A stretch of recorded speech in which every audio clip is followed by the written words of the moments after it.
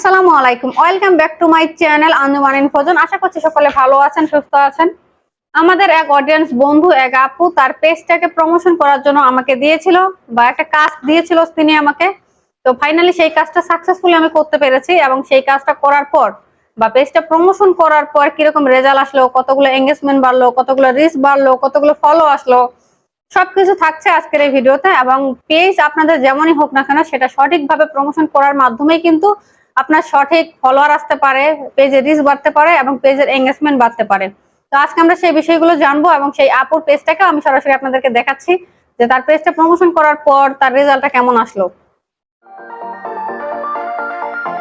স্ক্রিনে একটু ভালোভাবে তাকালে আপনারা দেখতে পাবেন, স্ক্রিনটা আমি আপনাদের সাথে শেয়ার করছি। আপুর পেজটাতে যখন আমি কাজ শুরু করি তখন আমি একটা স্ক্রিনশট নিয়ে রেখেছিলাম। স্ক্রিনশটের মধ্যে আপনারা দেখতে পাচ্ছেন আপুর পেজে ফলোয়ার হচ্ছে 247টা, লাইকস হচ্ছে 133টা, আর এখানে রিচ ছিল 3.5k, আর এঙ্গেজমেন্ট ছিল 5.8k, আর ইমপ্রেশন ছিল 15.8k। এই ছিল তার পেজের অবস্থা। এবং প্রমোশন করার পর তার পেজে কতগুলো ফলো আসলো, কিরকম কি রিচ আসলো, সবকিছু আপনাদেরকে আমি দেখাচ্ছি। এখানে আমি যদি রিপোর্টে গিয়ে অ্যাডস ম্যানেজার আমি চলে আসছি সরাসরি, এখান থেকে রিপোর্টে গিয়ে আমি আপনাদেরকে দেখানোর চেষ্টা করছি।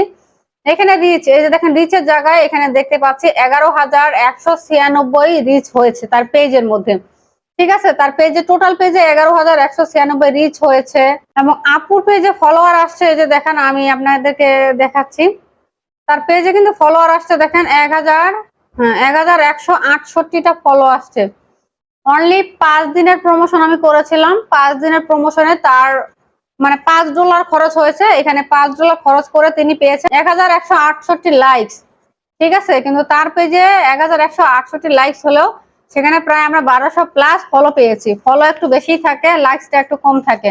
তো দেখতেই পাচ্ছেন আমরা প্রায় 1200+ ফলোয়ার্স পেয়েছি আমরা $5 একটা 5 দিনের প্রমোশন করে। তো বর্তমান আপুর পেজের অবস্থাটা যদি আপনাদেরকে আমি একটু দেখাই, এই যে দেখেন আপু কিন্তু লাইফস্টাইল ব্লগ তৈরি করে, lifestyle blog, travel related blog গুলো উনি বানান। এখানে উনার দেখেন 1.4k ফলোয়ার্স, এই মুহূর্তে 1.4k ফলোয়ার্স, যেখানে 247টা ফলো ছিল তখন। আর আপু এর ভিডিও কোয়ালিটি যাক মোটামুটি ভালোই, নতুন পেজ অনুযায়ী ভালোই উনার পেজটা রিচ করেছে এবং অনেক ফলো আসছে। মোটামুটি এভারেজে $5 আমাদের 800 থেকে 1000 ফলো আসে। খুব বেশি যদি হয়, এরকম যদি হয়, খুব কমই হয়ে থাকে 1200 বা 1300-1400 হয় প্রফেশনাল যারা প্রমোশন করতে পারে তাদের ক্ষেত্রে। তবে এভারেজে আমরা 800 থেকে 1000 এটাই ধরতে পারি $5 ফলো আসবে। তবে এটা নির্দিষ্ট করে বলা কঠিন কিছুটা যে কতগুলো ফলো আসতে পারে। তো যাই হোক, আপুর পেজটাকে কিভাবে প্রমোশন করলাম সেটার ছোট্ট একটা টিপস আপনাদেরকে দিয়ে রাখি। তো আপুর পেজটা আমি অল বাংলাদেশ প্রমোশন করেছিলাম এবং এখানে জেন্ডার কিন্তু অল জেন্ডার দিয়েছিলাম, নারী এবং পুরুষ উভয়ই। তো এখানে একটা বিষয় হয়েছে কি, আমি কিন্তু অল জেন্ডার দিয়েছিলাম। ফেসবুক কিন্তু এই পেজটাকে ছেলে মেয়ে উভয়ের কাছে মানে শো করেছে, কিন্তু আপুর পেজে যে ফলোয়ার গুলো আসছে বেশিরভাগ ছেলেদের ফলো গুলো আসছে।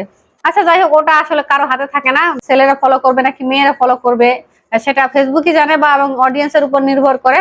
যাই হোক, আপুর কিন্তু এখন ছেলে অডিয়েন্স বেশি হয়ে গেছে। আপু বলছিল আমাকে যে আপু মেয়ে অডিয়েন্স হলো না কেন। পরে আমি বললাম ওনাকে বুঝিয়ে যে জেন্ডার আমি অল জেন্ডার সিলেক্ট করে দিয়েছিলাম।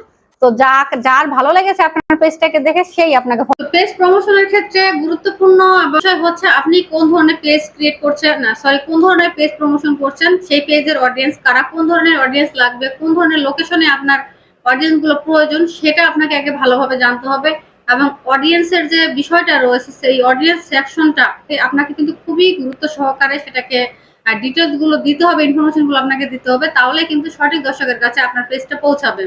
তো আশা করি বুঝতে পেরেছেন। এবং আপনারা যদি কেউ আপনাদের পেজ প্রমোশন বা বুস্ট করাতে চান, অবশ্যই আমাদের পেজে নক করতে পারেন।